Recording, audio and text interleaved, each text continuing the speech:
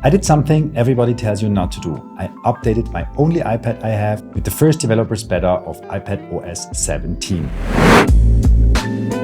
I was on vacation in Greece about 2 weeks ago and I decided not to work at all. But then the WWDC keynote happened and there were a lot of new features on the iPadOS and iPhone OS and Mac OS that are very interesting to me. After about a day of thinking about it, I decided to download both the iPhone and iPadOS onto my devices, which probably is not a good idea, but my curiosity won. So in this video, I want to talk about the new features on iPadOS 17. The first feature I want to talk about is the lock screen, which you now finally can also customize in a way that you could before only on the iPhone. You can customize the lock screen. You can choose your own photos. What I really like is that you can work a little bit more on the font of your clock. So you can go bold or you can go thin. I really like the thin clock. They had it before on the earlier iOS, then they took it away and it was more bulky like this. I didn't like that and you couldn't change that on the iPadOS last year. You can do this with every font you have here.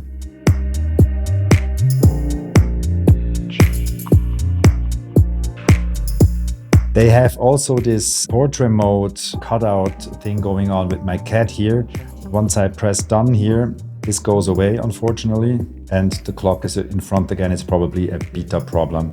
I think they're gonna solve that. You can also add widgets now. These are on the left side when you're in landscape, and when you are in portrait mode, it's the same like on the iPhone, it's beneath the clock. So let's do the landscape version. You can add widgets and then you have a whole menu with suggestions and then you just can press it and then it adds what you want to have. Just press it, you don't need to drag and drop. It's actually said wrong here, drag and drop. On the lock screen you just need to type on it and then it adds the widget into the little sidebar.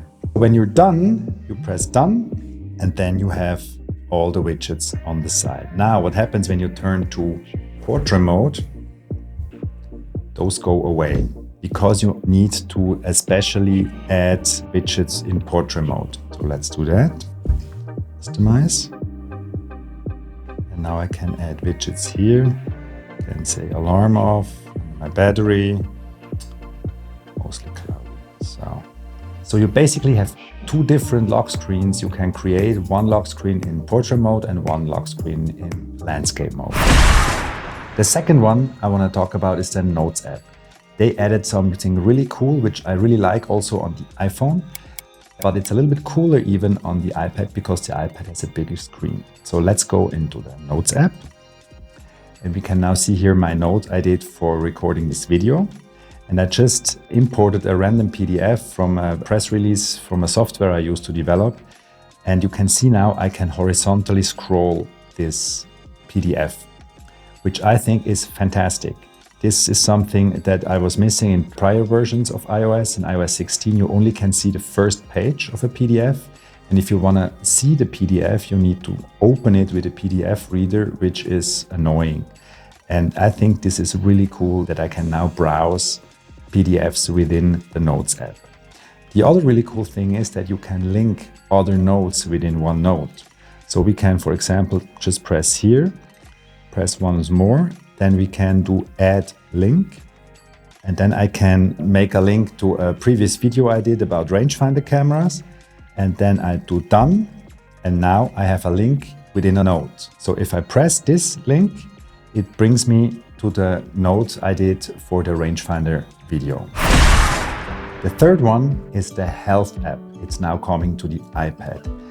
I use the Health app because I have a scale at home that is connected with the Health app and I use an Aura ring. I have my Apple Watch, so I'm really gathering information about my health. And I think it's pretty cool now that this is on the iPad now, so it's more screen real estate and I think they did a really good job with this. I did not play around that much so far. I feel comfortable, it feels at home, I find my way around. I think it's really cool that it is on the iPad. The fourth ones are interactive widgets. I'm not the biggest widget fan, but now I think it could be a game changer because now I can tap within a widget and something happens. Let's look at them. For example, on the top left corner, I have my Notion widget. I can see the last 3 pages I worked on, so I can just press here on my YouTube videos and it brings me directly to my YouTube video page. If I close it again and I want to browse to my iPadOS 17 notes, I just press it here and boom, I'm here in my notes. I think this is really cool and this could be a game changer. It also works, for example, on the IMDb widget where I just press on a movie and it brings me directly to this movie.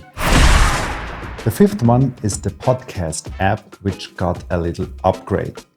I can start it also from an interactive widget. For example, I just press here on my cut-off side soccer podcast page, which I really like. It's a really good podcast. If you're a soccer fan and interested in the EPL, I don't know the guys, I just like the podcast, but I can show you on my podcast I did. It's unfortunately a German podcast, but I can show you what they changed, which I really like. I have here my own podcast, and you can see here every episode has its own cover art. And this is new. This was only visible, as far as I know, on Spotify until now. But now, Apple Podcasts, you can see the cover for each of those episodes. And I think that's a really neat thing. I really appreciate that. These are my favorite new things I like so far with the iPadOS 17. There is some stuff that is not working properly. For example, the lock screen sometimes makes strange things, probably because it's a beta version.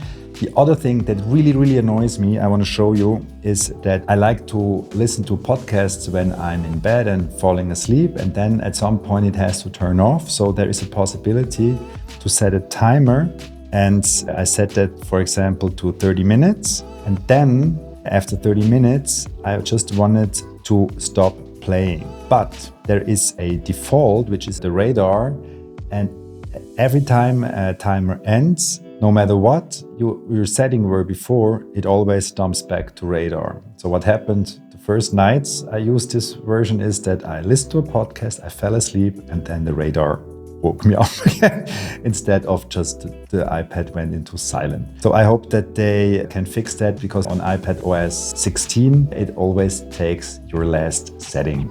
All the other new features are like interesting, but for me it's more gadgets. Of course, FaceTime got a big update. I didn't have another person who has iOS 17 or iPadOS 17 installed, so I could not check that out and test those new features. But on the iPad, it's like on a Mac.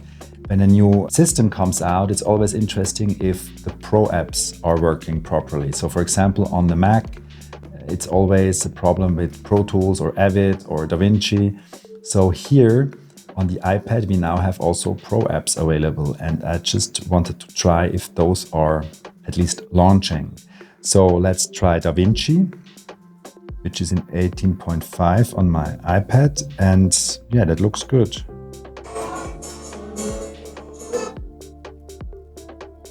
It's just a random thing I tried here. Yeah, that looks good, thank God, so no problem there. Let's try Affinity Photo. Also looks good. Absolutely, this works well. No problem here. And last but not least, let's try Word. Yeah, Word also works, so no problem there. I want to try the Mac as well, but I did not have the courage there because I only have one Mac at the moment and I needed to edit those videos I'm doing right now. And I'm also running the public beta of DaVinci Resolve 18.5. So maybe it's not a good idea to also run an OS in a beta version and then on top run a beta version of the editing software. I mean, it could be a nice experiment. Maybe I'm going to do it later this week.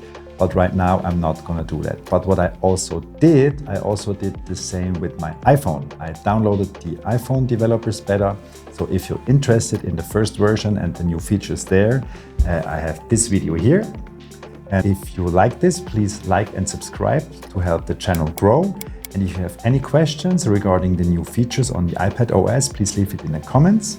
And yeah, I see you in the next video. Stay curious!